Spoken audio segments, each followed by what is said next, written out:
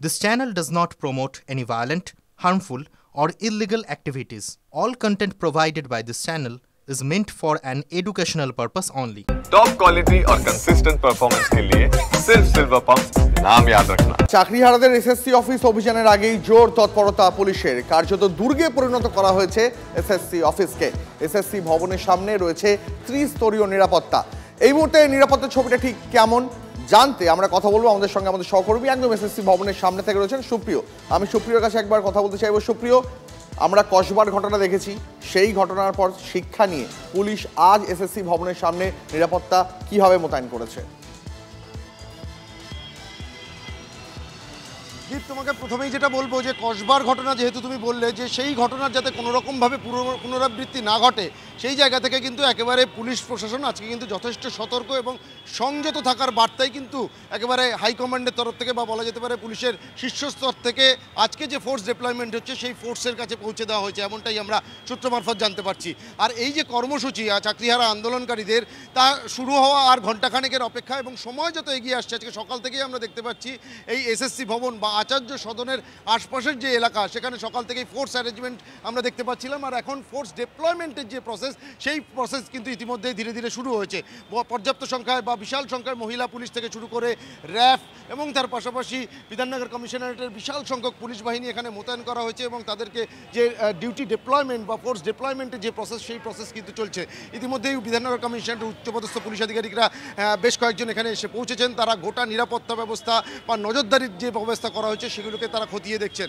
এবং এই এসএসসি ভবন বা আচার্য সদনের দুদিকে, সামনে পেছনে দুদিকের যে গেট রয়েছে, সেই গেটের সামনে আলাদা করে লোহার গার্ডরেল দিয়ে দড়ি দিয়ে বেঁধে ব্যারিকেড তৈরি করা হয়েছে এবং সেই ব্যারিকেড টপকে কোনোভাবে যাতে ভেতরে পৌঁছতে না পারেন তার জন্য ভেতরের দিকেও গেটের ভেতরে আলাদা করে আরও একটি ব্যারিকেড এবং কম্পাউন্ড, অর্থাৎ এই এসএসসি ভবনের ভেতরে যে কম্পাউন্ড রয়েছে সেখানেও কিন্তু বিশাল সংখ্যায় পুলিশ, মহিলা পুলিশ মোতায়েন করা হয়েছে।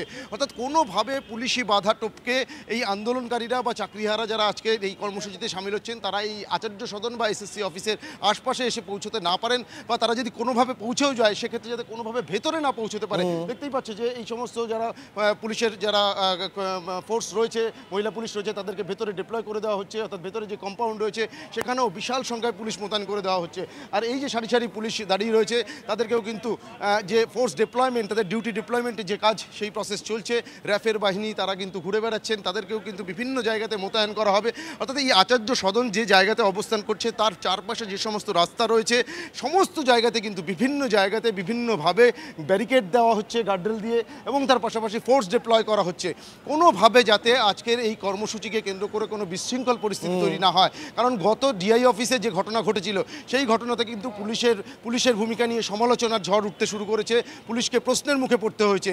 এমনকি দুপক্ষের মধ্যে কিন্তু অভিযোগ পাল্টা অভিযোগ সামনে উঠে এসছে। কারণ চাকরিহারা আন্দোলনকারীরা তারা যে দাবি করেছিলেন পুলিশ নির্বিচারে তাদের উপরে লাঠি চালিয়েছে, লাথি মেরেছে, পাল্টা পুলিশের তরফ থেকে কিন্তু যেটা জানানো হয়েছে বা রাজ্য প্রশাসনের তরফ থেকে যেটা দাবি করা হয়েছে যে চাকরিহারা আন্দোলনকারীরা তারাই প্রথম ভাঙচুরে সামিল হয়েছিলেন এবং সেই পরিস্থিতি সামাল দিতে গিয়ে পুলিশ মৃদু বল প্রয়োগ করে। আর এ ধরনের বিতর্কে যাতে আজকে কোনো রকম কোনো পরিস্থিতি তৈরি না হয় সে কারণে আন্দোলন বা এই কর্মসূচি যখন শুরু হবে সেই কর্মসূচির উপরে নজরদারির জন্য ড্রোন ব্যবহার করা হবে। এবং একই সঙ্গে সেই ছবিটাও দেখতে পাচ্ছি আমরা যে আচার্য সদনের সামনে, অর্থাৎ এসএসসির মূল যে সদর দপ্তর, সেই সদর দপ্তরের সামনে আজ পুলিশ নিরাপত্তার আঁটোসাঁটো বন্দোবস্ত। আচ্ছা, যারা যে অনুসরণ করছেন, যারা যে অভিযান করবেন, তারা এই পুলিশ নিরাপত্তার ছবিটা দেখে ঠিক কি মনে করছেন?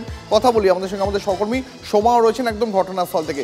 সোমা, যে শিক্ষকরা আজকে এসএসসি ভবন অভিযান করবেন তারা আগে কসবার দিনের ঘটনাও তারা প্রত্যক্ষ করেছেন, আজকে পুলিশি নিরাপত্তার এই ছবিটা দেখে, এত পুলিশ দেখে তারা কি বলছেন?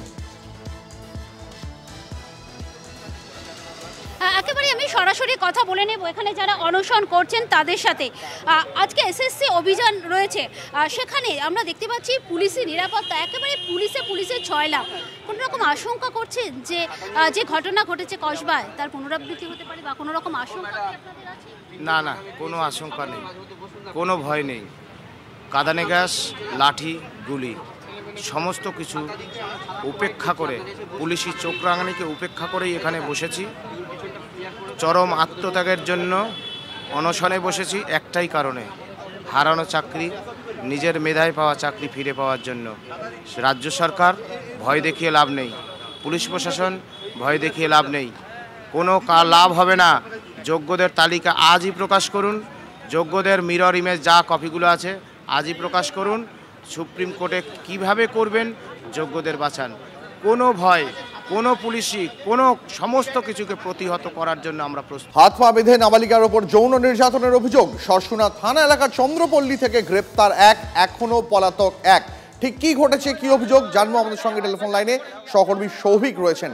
সৌভিক, দেখো, এটা সরসুনা চন্দ্রপল্লীর ঘটনা। দুজন নাবালিকা মেয়ে, তারা খেলতে বেরিয়েছিল গতকালকে বিকেলবেলা এবং প্রায় সন্ধে হয়ে যাওয়ার পর থেকে যখন তাদেরকে খুঁজে পাওয়া যাচ্ছিল না, পরিবারের লোকজন, পাড়ার লোকজন খোঁজ খবর করতে গিয়ে একটা জঙ্গলের ভিতরে একটি বন্ধ ঘরের ভিতর থেকে তাদেরকে উদ্ধার করে। তাদের মধ্যে একটি নাবালিকার হাত পা বাঁধা অবস্থায় ছিল এবং অভিযুক্তরা দুজন সেখানে ছিল। স্থানীয় মানুষজন একজনকে ধরে ফেললেও অপরজন পালিয়ে যায় এবং বলে একজন ব্যক্তি ইতিমধ্যেই কিন্তু এই ঘটনায় অ্যারেস্ট হয়েছে এবং তাদের বিরুদ্ধে পোস্কো একটা মামলা রুজু হয়েছে সরসুনা থানায়। এবং অভিযুক্ত বলে একজন, তিনি কিন্তু পলাতক এবং এই ঘটনায় কিন্তু রীতিমতো চাঞ্চল্য এবং উত্তেজনা ছড়ায়। পরবর্তীকালে সরসুনা থানার পুলিশ গিয়ে কিন্তু সেই পরিস্থিতি নিয়ন্ত্রণে নিয়ে আসে। অনেক ধন্যবাদ সৌভিক, তোমাকে নজর রাখো। ল্যান্ডের মাঠ, কালীতলা সব জায়গায় খুঁজলাম, তারপরে খবর পেলাম যে ওই চন্দ্রপল্লী বলে একটি জায়গাতে তাকে পাওয়া গেছে। আগে দেখা হয়েছে 8 ঘন্টা আগে। আমরা সেখানে গেলাম, গিয়ে একটি বাড়ির থেকে ওই দুটো বাচ্চাকে উদ্ধার করা হয়েছে। কি অবস্থায় ছিল? আমরা যদি ঠিক সময় না যেতাম, বাচ্চাগুলোর জীবন সত্যি নষ্ট হয়ে যেত।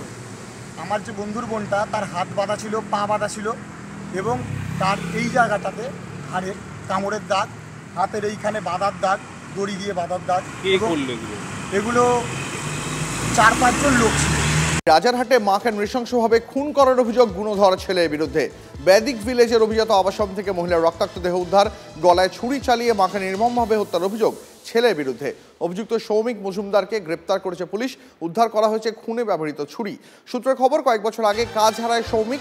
মানসিক অবসাদ থেকে মাকে খুন করে সে, এমনটাই অনুমান তদন্তকারীদের। ছিলাম না, আমাদের সকাল 8টার সময় আমাদের ডিউটি হয়। কটা নাগাদ দেখলেন এটা, মানে কটা নাগাদ জানতে পারলেন? আমরা ডিউটি হচ্ছে 8টা থেকে, 8টার পরে খবরটা পেলাম। এই তারপর পুলিশকে বলা হলো, পুলিশ আসলে ব্যাস এইটুকু, আর জানি না। মানে পুলিশকে আপনারা বলে দিয়েছিলেন?